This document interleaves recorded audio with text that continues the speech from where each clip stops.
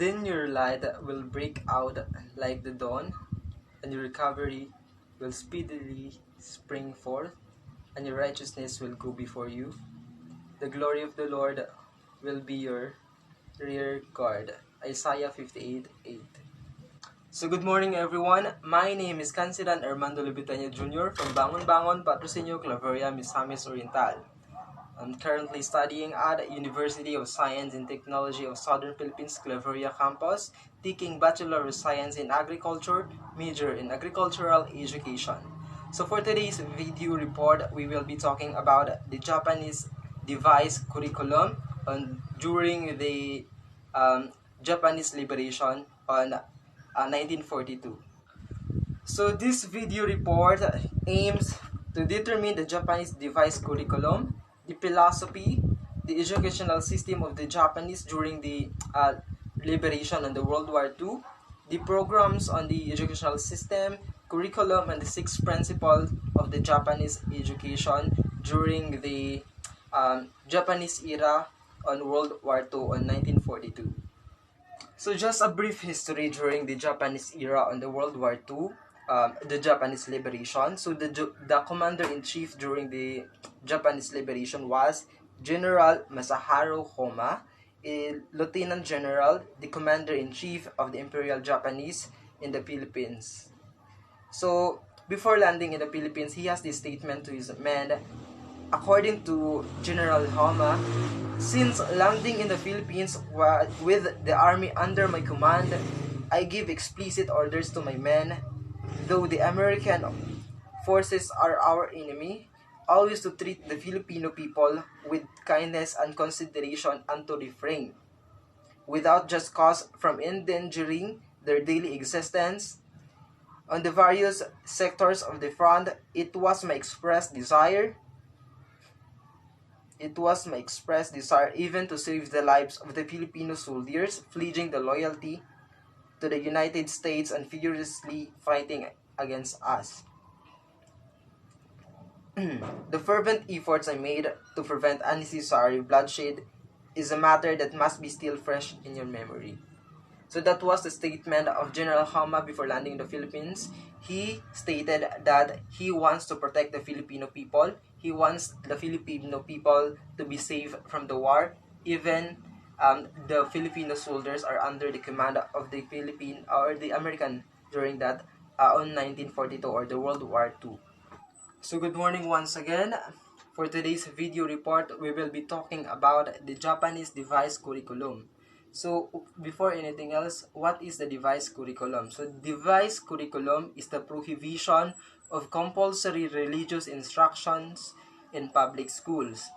So the Bureau of Curriculum Development are responsible for to develop and manages the national education policy framework on curriculum development and management for the department. And also the Bureau of Curriculum Development are responsible to design and develop special curriculum programs appropriate for all types of learners. So ang Bureau of Curriculum Development are responsible to create appropriate curriculum to be used in schools.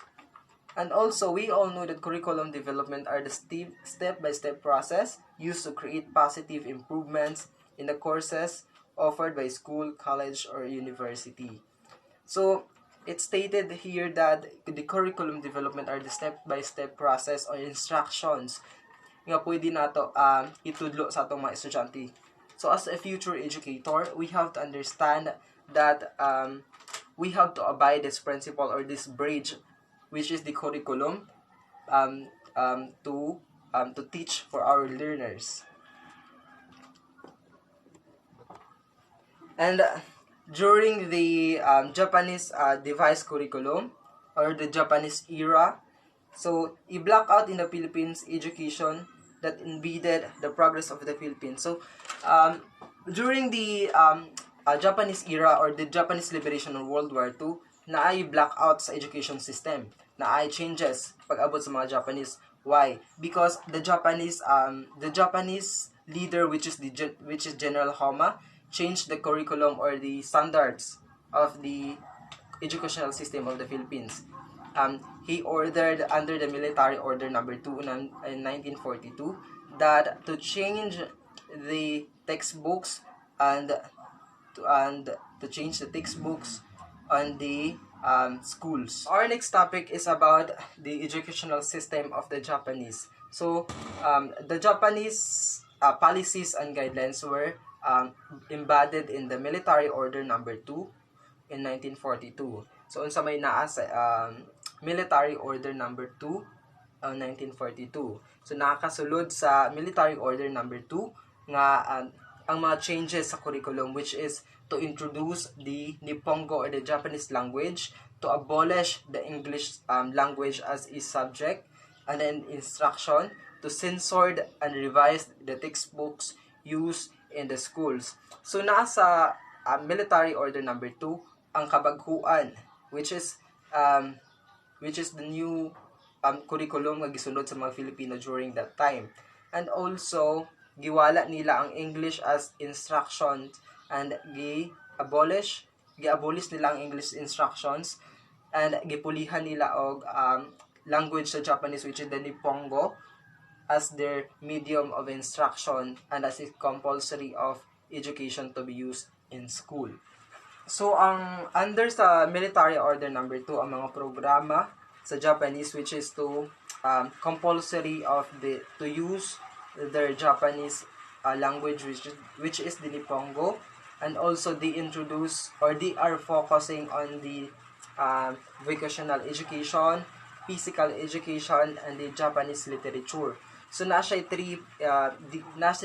ang Japanese era or the Japanese liberation under educational system, nasa tulo ka gi-emphasize nga subject, which is the vocational education, the physical education, and the Japanese literature.